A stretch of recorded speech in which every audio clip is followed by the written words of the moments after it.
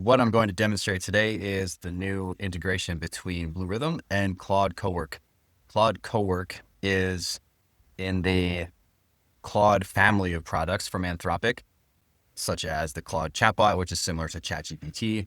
And in January of 2026, they released a tool called Claude Cowork. And Claude Cowork is an agentic AI tool. It's designed to, in combination with their latest models, which are optimized for agentic workflows, facilitates and does real work that's delegated to it. So not just write a blog post or maybe update a spreadsheet, it can handle entire workflows. That's what I'm going to demonstrate today in the context of commissioning software and specifically using the integration and backend services that we developed in Bluerithm that allow agentic tools to work with it and do things on your behalf. All we need to do is give Cowork some simple instructions for what we want it to do. And in this case, it's a complete project setup process. So we'll just tell it to set up this new project and then reference the Bluerithm plugin.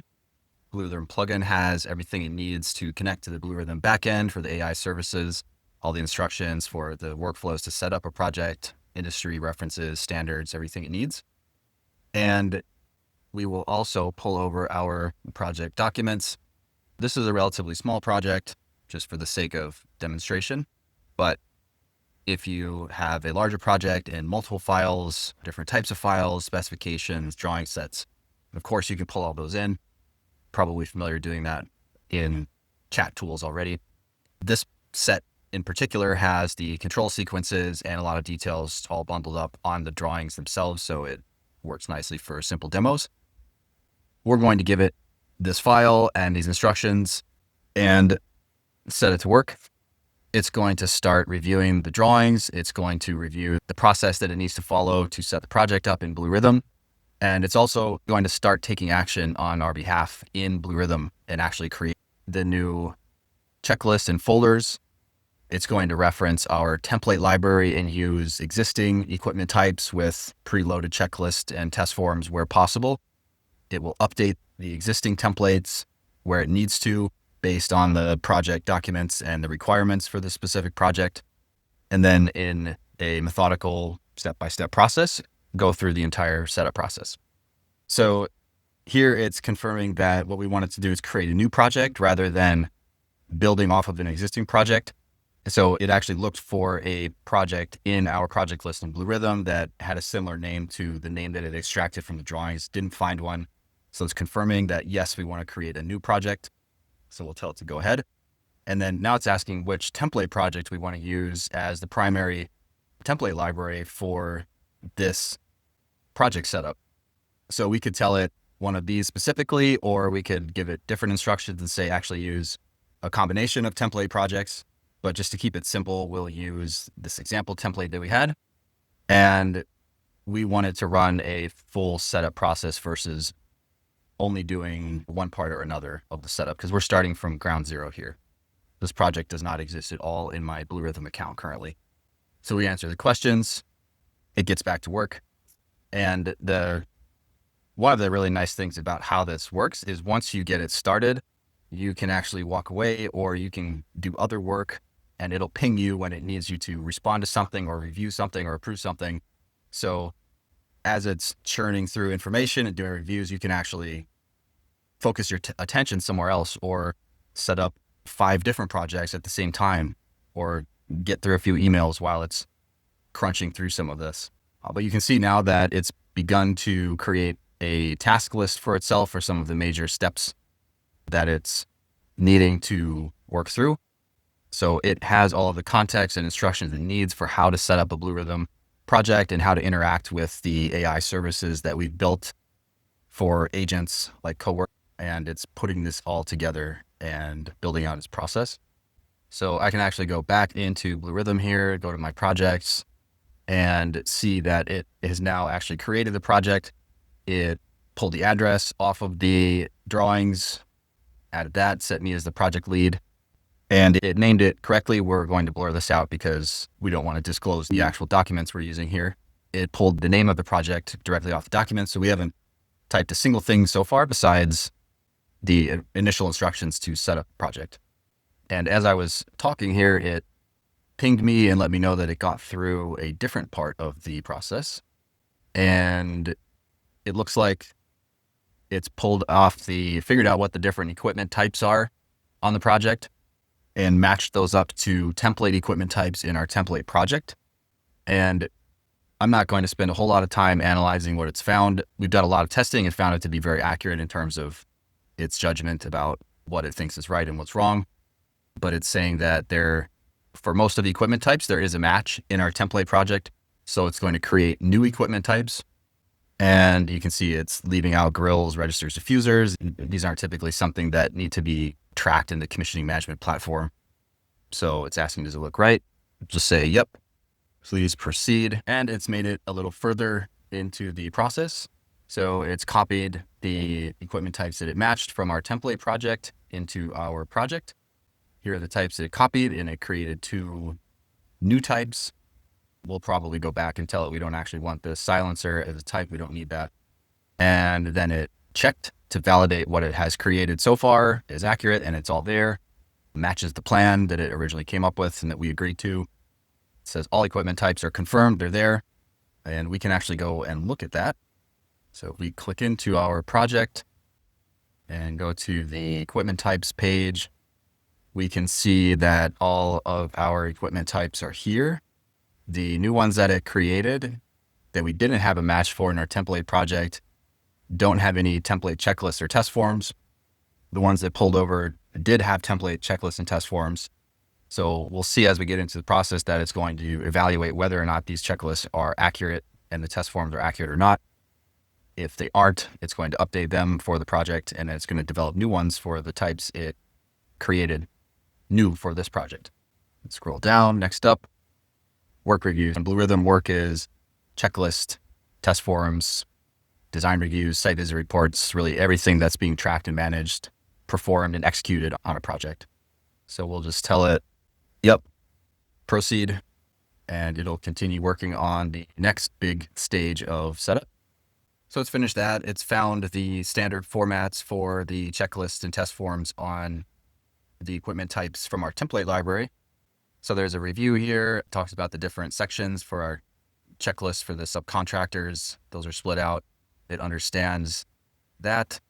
It understands what it needs to create for the new checklists and the new test forms. And it's saying we don't have any sequences of operation. So we're actually going to tell it that the sequences do actually exist in this document set. It apparently missed those in the first review. We'll say it looks good. Sequences of operation in the documents. Please review again and find them to use for the test forms, or we'll be more specific for the FPTs. And again, as it's going through these different stages, I don't have to sit here and wait for it. I can go and check emails. I can go get a coffee. I can do anything else and be productive or not while it's working. And I can even set it up where it'll ping me on my phone when it needs input or questions answered. So I don't even need to be sitting in front of my laptop while it's doing the work. So you can see here that it's pulling up the equipment types that we have, comparing the FPTs to what we need for the project based on these sequences of operation, and just talking through the process it's using. And with any of these things, you can expand the details and see specifically some of what it's been doing versus just the summary that it's using the Bluerithm integration for something. We can see what it's, quote, thinking about. And at any point, we can queue up a message if we see that it got off track or if we wanted to take another direction. We don't have to wait until it finishes. But now it's made it a little further. So it has a recommendation on how to update the test forms for the various equipment types. It understands that the template type fan coil unit that we use, which was it said was a close but not perfect match for the split system. So in a real project, we probably would have told it to rename the fan coil unit type to split system, but it's keeping track of how this was used. And it came up with suggestions and a plan for the checklist and test forms. So there's a bunch of content here, which on a real project, we of course review and make sure it looks good. And here it's got a summary of what it's proposing, and we'll just say, yep, please proceed. And now it's going to go through and update all of the checklists and test forms for all of our equipment types on our project before we proceed to actually importing all of the equipment. Because in Bluerithm, when you import equipment, it gets automatically populated with checklists and test forms based on its type. And because of the integration between Bluerithm and Claude Cowork knows that.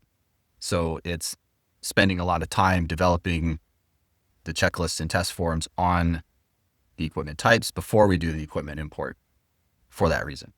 So we're further along now, and it's come up with a plan to create the equipment. It's verified all the equipment types at this point, to create a checklist and functional performance test based on the construction documents. So if we scroll through here, it has a plan for how to group the different equipment together. It's understood the relationships between these terminal units and their supplying air handling unit, for example. And it just has a pretty detailed overview of all of the specific instances of equipment. This is a relatively small project with around 50 equipment. Working with larger projects with many hundreds or thousands of equipment, it may be necessary to give it a little bit more direction about how to review the documents and how to approach the equipment review. But we have not reached a limit in terms of what the Cowork can handle, but that's something to keep in mind. So it has a note here about how it derived the specific equipment tags or the specific equipment names. So we won't worry about that too much right now. It's just a demonstration, but in a real project, we probably pay a little attention there and make sure that's accurate to what it has planned. And otherwise, we'll just tell it to proceed with the plan, and it's going to import all of our equipment and automatically trigger the copies of the checklists and test forms from the equipment types to the new equipment. So it's now created the equipment. It decided on its own without any instruction to create the equipment in batches just to be efficient with how it's using the backend services on the Bluerithm backend. So it says all of the equipment is here, and now it's moving on to what it's calling phase 3, which is number 6 in its checklist over here. And this is related to project level work. So as I mentioned, these are things like design reviews, site visit reports, just general process tracking, anything that's not equipment specific forms and checklists and activities. So it's pulling from the template project that we've been using for this project. And it's found that we have a number of different things here in our template, including general milestones. So it's a few different groups of milestones, design review forms, lead requirement process tracking, OPR, systems manual tracking and planning, workflows, and meeting records or meeting minute templates. So its recommendation is we copy everything. We probably don't need that. So we're actually going to say only copy design reviews, meeting records, and OPR. We'll just copy this and set it loose on that. And it's going to go into our template project in Bluerithm and pull all this stuff over into our current project. And while it's working on that, we can go and actually look at our new project. So we're back in Bluerithm. We'll go into the project. And first of all, we can see all of the folders that it created. So in Bluerithm, you have this ability to create any sort of hierarchy you want for your equipment. It can go as many levels deep as you want. This can be really useful for situations like this, which are a little bit redundant because it's mostly grouped by equipment type, which is already a property you can filter and sort and everything on. But grouping these terminal units with their supplying air handling unit can be useful. So it created all of this on its own, and that's something we reviewed in its plan in Cowork. And if we look at the equipment page, we can see that all of the equipment has been added. So there's 72 equipment that it created. And then if we go to the work page, we can see that it's already working on the project level work. So there's our design review template that it's copied in, or at least one of the sections for it. And then it gets into all of the test forms and checklists for all of the individual equipment. So all of these copies were initiated when the equipment was added. And this is a feature in Bluerithm where when you import your equipment, it automatically kicks off a copy process to copy the checklist and test forms from your template equipment types to the actual instances of the equipment. So that's what we can see here in our background jobs list. We can look deeper at what it has created. It has all of the design reviews for the different disciplines and then all of the other project level work that we created. But what's more interesting is what it's created for the checklist and the test forms. We can go into the FPT for one of the crack units, for example, and we can see that it's actually pulled off from the drawings set points. So we have different set points that it's created. So it's created the rows, created the whole form here. And this is somewhat driven by the format of our FPT templates that we had in our template project. So we had this placeholder for set point verification, but in the template, it was just completely blank or just empty rows. And then sensor calibrations. So it found the different sensors, and it's probably taking a leap in some of these cases in terms of what sensors it believes this equipment type has and that need to be verified. So we would, of course, validate this and ideally validate this when it was still working on setting up the equipment types. But in any case, it seems fairly accurate. And then it wrote the procedures based on the sequence of operation. So just using standard Bluerithm format, description, expected response, pass, fail, NA columns, procedure 2. So these are relatively simple equipment. So the test procedures are pretty straightforward. And then a final sign off section as well. So that's just what was in our placeholder in our template project. It just carried this over from the template. And we would obviously, on a real project, go in and validate that all of these forms and checklists are accurate before we did the equipment import. So we could have Cowork just update the FPTs for checklist and so on at the equipment type level. But we can still tell it that if we found something that needs to be changed after the equipment import, to go back and actually update all of them. So that's certainly something that is capable of doing. Pretty cool so far. And at the same time, the dashboard has been created. There isn't a lot to look at here yet because this is still being generated, but the equipment matrix is here now because all of our equipment's been imported. We don't have any issues on the project. Of course, it's brand new, so nothing there to look at. But we have at least the beginning of a progress curve, and our work matrix and work performance charts are starting to generate as well. So I haven't really clicked a single button in Bluerithm up to this point, besides just navigating around to see the progress. Claude Cowork has been creating everything else on its own. So I haven't done any spreadsheet imports, any copy process initiation. Cowork has been orchestrating all of this through the Bluerithm backend on its own. Back in Cowork, we can see that it has handled the copies of project level work. It looks like it tried to do something. It encountered an error and understood the error, fixed the problem that it was, or related to how it was using the Bluerithm backend. So we've set that up in a way that gives obvious feedback for agents like this. So if the AI agent, Cowork in this case, uses the backend incorrectly, then it gets the correct error and can respond and retry. And in this case, it was successful after one retry. So that's great. It says it successfully copied the design reviews, our OPR process tracking, system manual tracking, and then these other process guides as well. And it knows that because as part of the integration, we have the agent verify the things that it creates. So now it's moving on to phase 4, issue settings. So these are just things like issue priorities, issue categories. We have custom issue properties in Bluerithm. Those can all be set up on your template projects as well. So what it's saying is on our current template project we're using, there aren't any custom properties or categories or priorities defined. So there's nothing to copy. You have 2 options: leave as is, create custom issue settings from scratch. So we'll tell it to take this approach and see what it comes up with. It's giving us its suggested categories, suggested priorities, suggested custom properties.